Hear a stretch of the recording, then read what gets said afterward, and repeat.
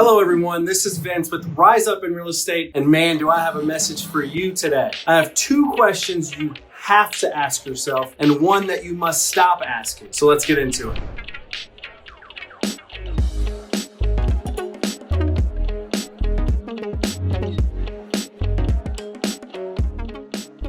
You know what hit me this week? Rory McIlroy finally completing the career Grand Slam with his win at the Masters. And yes, I was right there. I was on the 18th green when the putt fell. I watched the pressure release from that man's entire existence. But that experience is an entirely different video. So here's the thing about Rory. What happened was not an overnight success. It wasn't a lucky swing on the back nine. This was a 10-year journey of relentless pursuit. See, Rory won 3 of the 4 majors by the time he was 25. The Masters was the one that eluded him for over a decade. Think about that. A decade of showing up to the same tournament on the same course where everyone, including himself, expected him to win. And every year he walked away without the trophy. Until now. That's not just a story about golf. You may not even like golf. That's a story about discipline, about belief, about endurance. In real estate, we often glamorize the big wins, the closings, the commissions, the accolades. But what we don't talk about enough is what it takes to stay in the game when the market's tough. When the offers don't get accepted, when your listings just sit, when your effort doesn't match your outcome yet. Rory's story is proof that success isn't linear, it's not fast, it doesn't always make sense. But those who win are the ones who keep showing up even when it's uncomfortable, even when it's embarrassing, even when it feels like you're the only one who still believes that you can pull it off. Yeah, he could have quit. He could have said, maybe this just isn't my tournament. But instead, he kept working. He rebuilt his swing, he fought through the noise, he endured a lot of criticism. He was willing to be a work in progress publicly. That kind of perseverance, that's what separates people who dabble in real estate from those who build a career. So the question is not, are you talented enough? The real questions are, what do you want and what are you willing to do to get it? Because your master's moment, whatever that looks like in your life or your business, it's not going to come when it's convenient. It's only going to come after you've proven to yourself that you can hold the line when no one's watching, that you can do the boring, mundane things over and over, that you can believe in yourself even when the results have not caught up yet. Rory waited 10 years for one win. How long are you willing to wait for yours? As always, thank you for listening today. Remember, we may go fast alone, but we go so much farther together. Do something kind for someone today, and thanks for taking the time to rise up.